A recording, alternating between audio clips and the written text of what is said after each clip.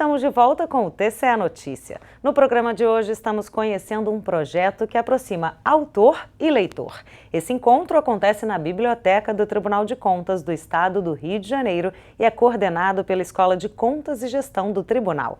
Aqui no estúdio, Luiz Henrique de Almeida Pereira, coordenador da Biblioteca do TCE, e Sérgio Henrique Batista, coordenador de reestruturação da biblioteca. Bom, Sérgio, no primeiro bloco nós falamos aí um pouquinho dessa adaptação da biblioteca para atender deficientes visuais e cadeirantes, né? E eu sei que a política de inclusão do TCE já foi tema do projeto. Como foi esse encontro? Perfeito. Enfim, nós tivemos uma autora, né, a doutora Mônica, da UFRJ, que falou sobre ela tem uma obra publicada sobre inclusão, e ela abordou esse tema que tem uma correlação muito forte hoje com a política da escola, que de certa forma é a política do tribunal, de inclusão, a inclusão no sentido de tratar os alunos da escola, os usuários da biblioteca, como cidadãos, né? Então, nesse evento, ela deu exemplos da experiência dela, dos laboratórios feitos por ela, de sala de aula, da postura do docente quando no lidar com o aluno, com a diversidade, e como essa postura do docente, do profissional da educação, ela pode incluir ou não, né, ou excluir o aluno do aprendizado ali, da educação, do processo de aprendizado. Perfeito. E isso tem uma correlação muito forte com os cursos de capacitação da escola, né?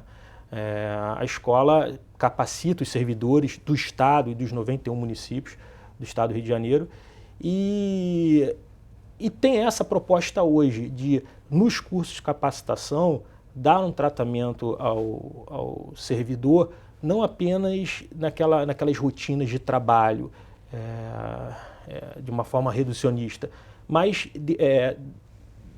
dotando ele de um olhar, de uma visão de cidadão, para que ele, como servidor público, desenvolva melhor a sua atividade dentro dessa perspectiva de cidadã, né? Porque o serviço público tem muito disso, né?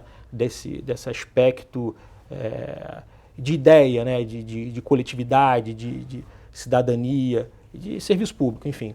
E aí esse encontro abordou esse tema. Ela falou muito sobre a experiência dela e foi muito enriquecedor para a escola e para o tribunal. Foi uma grande oportunidade das pessoas estarem ali presentes e conhecerem essa visão e também um pouco da própria política da escola hoje. É importante também lidar com o diferente, né? A gente saber lidar com a isso. Diversidade. Com a diversidade, exatamente. Perfeito. Agora, quais são as áreas abrangidas pelo acervo da biblioteca, né? E quais são as áreas mais procuradas? Então, o acervo da biblioteca, ele é um acervo que, na verdade, tem um perfil duplo. Não chega a ser tão duplo assim, né? Mas, assim, ele é voltado para as atividades que o Tribunal de Contas exerce, a missão constitucional do Tribunal de Contas, fiscalização, controle externo, auditoria. E ele, nesse aspecto, a biblioteca tem um acervo que é um acervo especializado.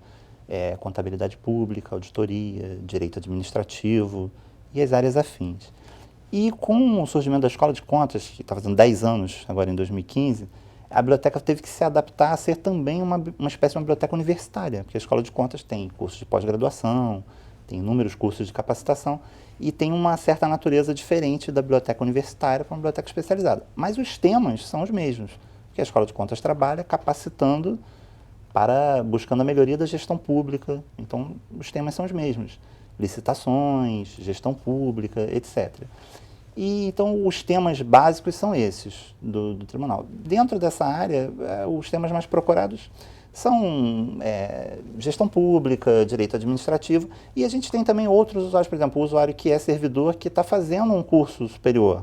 Então, se ele está fazendo um curso de direito, ele vai procurar outras áreas do direito que nós temos também, que não são especificamente do tribunal, direito penal, direito processual, mas a gente tem livros também para atender de certa forma. E a gente recentemente recebeu também doações de um ex-conselheiro do Tribunal de Contas e do governador Marcelo Alencar, depois do falecimento deles.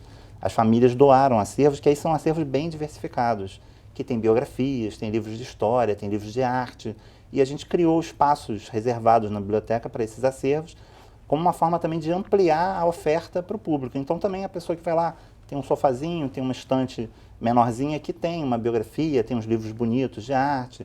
Agora estamos recebendo alguns livros também sobre meio ambiente da Fundação Parques e Jardins e do Jardim Botânico, então a gente deixa exposto nas mesas, que são livros, tem livros da história do Rio de Janeiro, o pessoal vai com uma forma também de criar um ambiente assim descontraído, agradável, porque as bibliotecas vêm procurando se transformar para não ser só um repositório de acervo, é mais um local de encontro, de convivência, como a gente vem falando aqui, inclusive o Encontro com o Autor tem muito essa característica. Então o nosso acervo também está se flexibilizando e se diversificando nesse sentido. É bom, são mais de 10 mil livros, né? São muitos livros. Isso. E bom, a tendência é que ainda venham mais e mais, Sim, né? a gente tem uma renovação, porque tem os livros que vão sendo atualizados, né? Por exemplo, essa área do direito tem que estar sempre sendo atualizada, né? Porque tem as modificações. E os temas também vão se expandindo, porque a própria atividade do Tribunal de Contas vai se expandindo. Eu já estou na biblioteca há mais de 20 anos, e quando eu comecei não tinha livros sobre meio ambiente, não tinha auditoria ambiental. Hoje em dia é um dos temas mais relevantes, né? Então, as coisas vão se transformando e a gente tem que ir acompanhando, né? 20 anos é bastante tempo, né? Agora, Sérgio, que outros serviços são prestados pela biblioteca do TCE? Nós temos os serviços que são prestados de forma geral, né? Como o Luiz falou, a biblioteca tem abertura ao público, em geral. A única questão, como por estar dentro de um prédio público, a sua identificação na portaria, a pessoa se identificando na portaria, ela está aberta de 9 às 6. A pessoa fica muito à vontade para usar todos os recursos da biblioteca. Se eu quiser chegar lá às 9 da manhã, embora só às 6, eu posso. Só sem procurar problemas. o Luiz vai dar toda a assistência lá. Nós já estaremos lá antes das 9 para poder já ter aberto a biblioteca, para as 9 o público já está lá.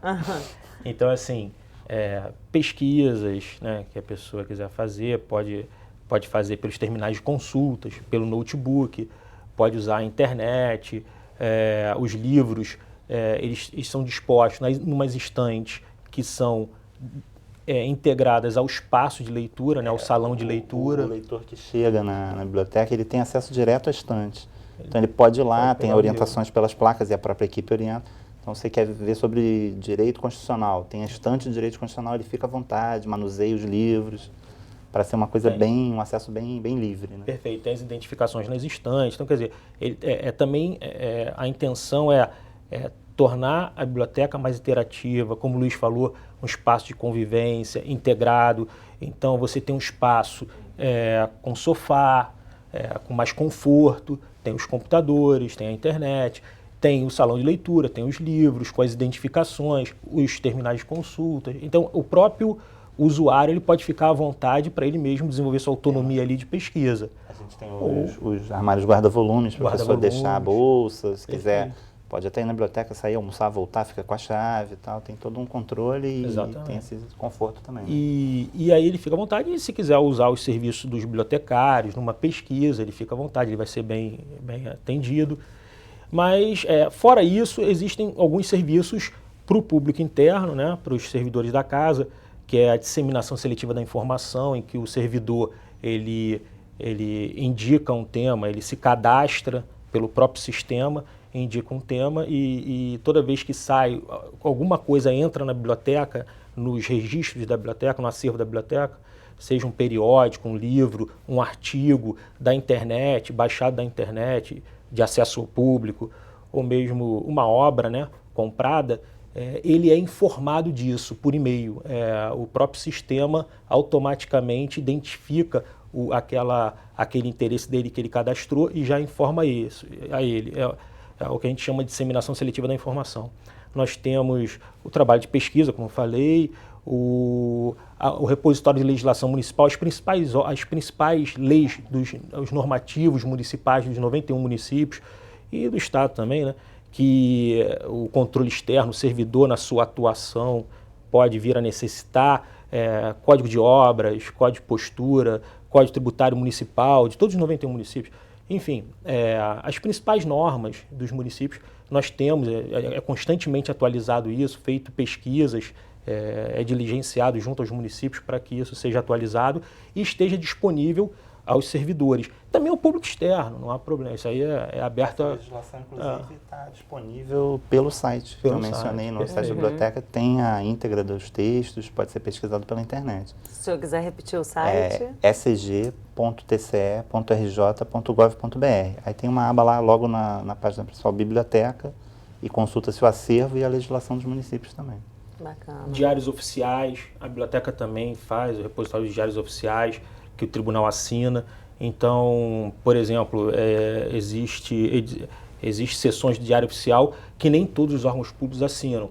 Então, no município do Rio, por exemplo, talvez acho que só o Luiz sabe mais precisão isso, talvez a biblioteca do tribunal e do Ministério da Fazenda, salvo engano, tem aquela parte em que são publicados os diplomas de segundo grau, né? Publicação de pedido dos diplomas de segundo grau, conclusão. Então, enfim, tem todos esses serviços.